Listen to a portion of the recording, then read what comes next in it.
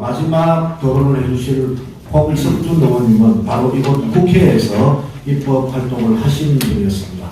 마지막 토론자 홍석준 의원님의 말씀을 듣도록 하겠습니다. 여기 박수 부탁드립니다. 반갑습니다. 지금 참석하신 분들 제가 알고 있는 부분에 대해서는 지금 현재도 여러 곳에서 특히 지금 탄핵 전국에서 누구보다도 앞장서서 활동을 하시는 정말 훌륭한 방청객들만 지금 다 오시는 것 같습니다. 오늘 이런 뜻깊은 국민저항권과 자유민주주의 세미나를 마친 우리 이희범 대표님과 관계자 대표님께 진심으로 감사의 말씀을 드립니다.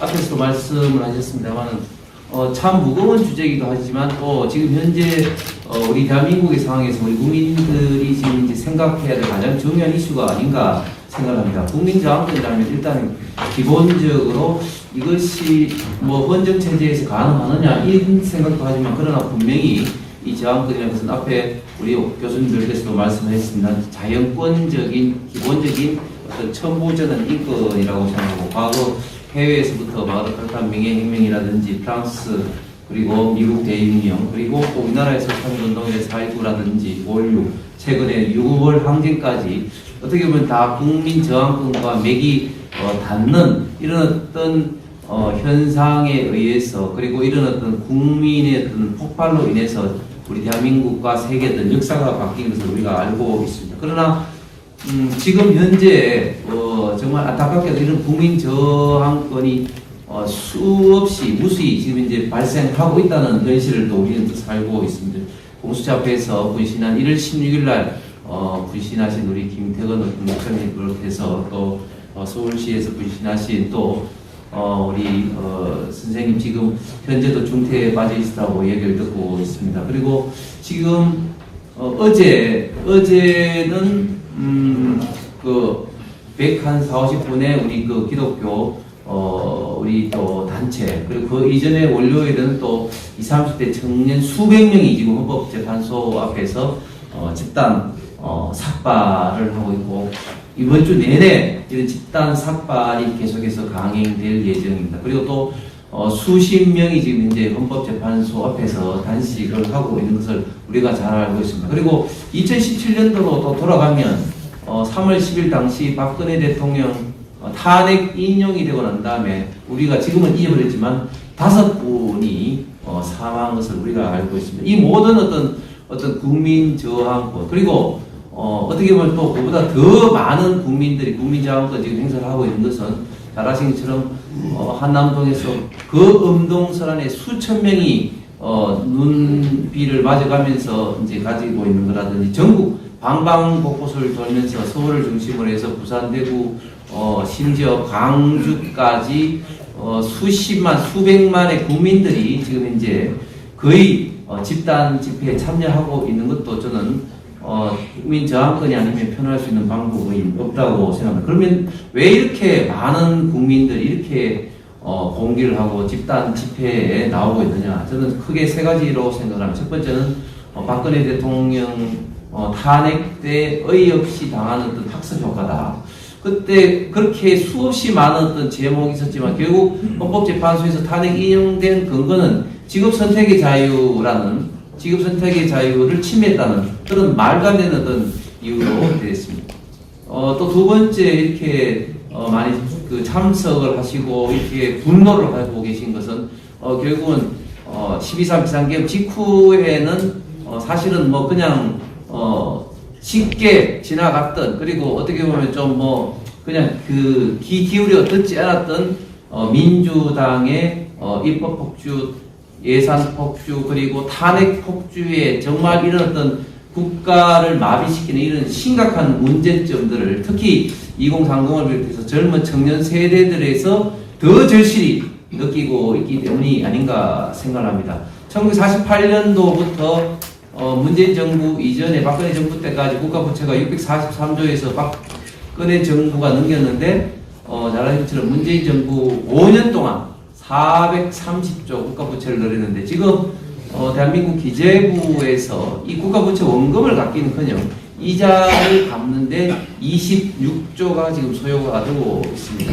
그럼에도 불구하고 그때 440조 국가 부채를 늘려서 지금 현재 남아있는 어떤 그런 것들이 있느냐? 남아있는 것들이 없죠. 뭐 오로지 이제 고령화 저출생 이 현상으로 인해서 남은 2030의 청년 세대들이 이 수많은 국가 부채를 감당을 하고 사회 인프라를 부담을 하는 몫을 갖고 있는 상황인데, 그런 것들을 사실 그 이전에는 잘 몰랐는데 더 이번 12.3 비상계엄을 통해서 제대로 알았기 때문에 비상계엄이 아니라 비상계몽령이라는 그런 이야기도 나온 것 아니겠습니까? 특히 지금 탄핵 폭주를 29명이나 했는데, 사실은 대통령이 잘 아시는 것처럼 행사할 수 있는 가장 강력한 권한이 인사권입니다. 그런데 이 사건을 행사할 때마다 장관을 탄핵을 하고, 특히 뭐 자기를 수사한다고 해서 검사들을 탄핵하고, 또 감사원장을 당시 서훈, 정의용, 당시 그 문재인 안보실장 등이 성주 사드 관련해서 환경영향평가를 한다고 해놓고 환경영향평가 제대로 구성도 안 하고 질질질질 중국 눈치를 보면서 지연시킨 이거를 감사를 했다는 그런 어떤 이유로 체제감사원장을 탄핵을 하고, 이런 어떤 탄핵의 어떤 문제점, 국가 마비시키려는 이런 어떤 의도를 알아듣는 이런 어떤 것들 때문에 저는 이렇게 국민들이 분노하고 있다고 생각하고, 세 번째는 결국은 법치주의 국가, 자유민주주의 국가가 제대로 작동하기 위해서는 잘 아시는 것처럼 결국은 듀 프로세스, 정당한 절차가 돼야 되는데, 지금 우리는 공수처에 대한 어떤 수사, 영장 집행하는 과정, 그리고 지금 헌법재판소에서 재판하는 과정 등등등을 보면은 이거는 절차적 정당성은 어디 뭐 개나 줘버렸는지 정말 자의적으로 해석을 하고 있는, 그렇기 때문에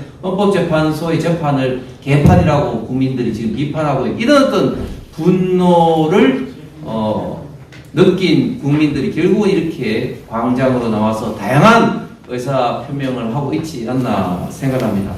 앞으로 상황이 탄핵이 뭐 인용이 될지 기각이 될지 아무도 모릅니다. 그러나 한 가지 좀 고무적인 사실은 우리보다도 민주당이 헌법재판소에 돌아가는 사정 정보를 더 많이 알 수밖에 없습니다. 왜? 정계선 남편이 지금 국회 소출된 대표 변호사 김희수하고 몇 명 되지도 않는 법인재단 공감에 같이 있기 때문에 실시간으로 이야기 들을 게 아니겠습니까? 그런데 지금까지는 민주당이 아주 느긋하게 있다가 갑자기 최근에 호떡집에 불난 것처럼 저렇게 난리 부르스를 떨고 있는 거 보니까 헌법재판소에서 정말 경론이 지금 벌어지고 있고, 지금 쉽게 8대0 탄핵 인용이 아니라 아주 지금 심각한 어떤 경론이 벌어지고 있다는 것을 우리가 추측해 볼 수 있을 것 같습니다.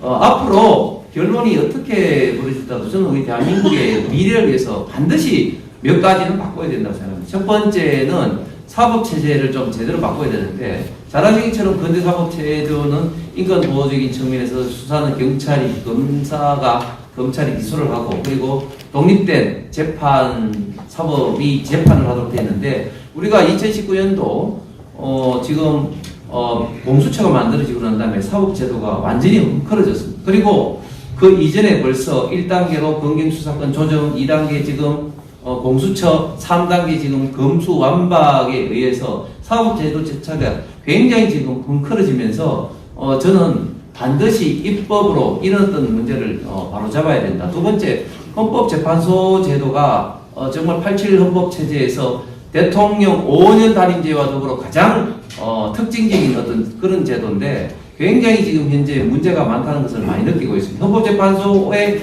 이런 대통령 탄핵이 잘 아시는 것처럼 대통령제를 인류 최초로 채택한 미국에서 생겼는데, 미국은 세 번의 대통령, 즉 앤드루 존슨, 그리고 빌 클린턴, 그리고 도널드 트럼프가 하원에서 탄핵 소추 의결은 됐지만 상원에서 다 부결이 됐습니다. 물론 리트 닉슨 같은 경우는 하원 이제 소추 의결이 되니까 그 중에 이제 대통령 사퇴하기도 했습니다만은, 미국 같은 경우 대통령이 이렇게 300년 이상의 역사를 가진 어떻게 보면 자유민주주의 가장 어떤 롤 모델적인 국가에서도 대통령을 쉽게 탄핵하지 않은 이유는 그만큼 국민이 뽑은 대통령을 몇 명의 어떤 상원이 이렇게 탄핵을 해서 국민들의 뜻을 바꿔서는 안 된다는 기본적인 어떤 공감대가 있기 때문이라고 저는 생각하는데, 우리는 벌써 최근 20년 사이에 벌써 3번의 탄핵 지금 이제 소추 심판을 해서 한 분은 불행하게도 탄핵이 인용됐고 또 한 분은 그 기로에 있었는데, 이런 어떤 제도를 과연 하는 것이 맞느냐? 헌법재판소의 모든 어떤 과정이 지금 현재 문제가 되어 있다는 것은 지금 허영 교수를 통해서 우리 대한민국의 가장 헌법 권위자들이 지금 주장하고 있는데, 지금 헌법재판소에서 뭐 선례다 이런 어떤 명분을 통해서 뭐 형사소송법을 준용하고 이런 것도 다 무시하는 것을 마치 뭐 당연하던 듯이 이야기하고 있는데, 오히려 2017년도 당시 박근혜 대통령 탄핵 심판할 때 주심 역할을 했던 강일원 재판관 변호사가 최근에 지금 헌법재판소에 지금 심판하는 과정을 보면 선례도 완전히 깡그리 무시한 문제가 굉장히 많다는 것을 최근에 또 칼럼에도 기고한 바가 있습니다. 이런 어떤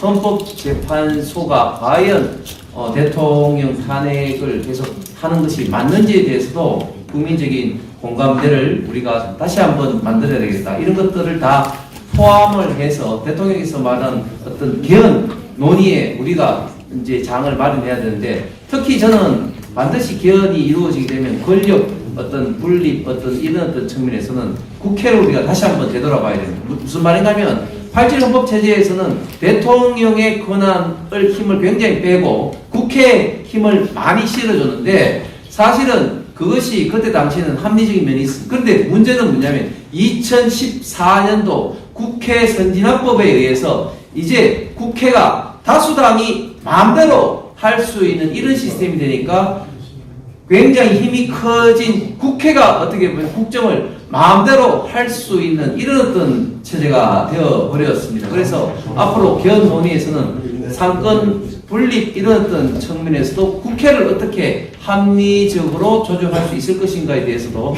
심각하게 고민을 할 필요가 있다는 말씀을 드리면서 이 국민저항권이라는 이 아젠다가 특히 좌파가 아닌 우파 진영에서 세미나로 이렇게 다뤄지고 있다는 것은 저는 역사적으로도 굉장히 의미가 있는 자리가 아닌가 생각을 하면서 다시 한번 이 자리에 오신 우리 이건 대표님과 참여하신 모든 분들께 감사의 말씀드립니다. 고맙습니다.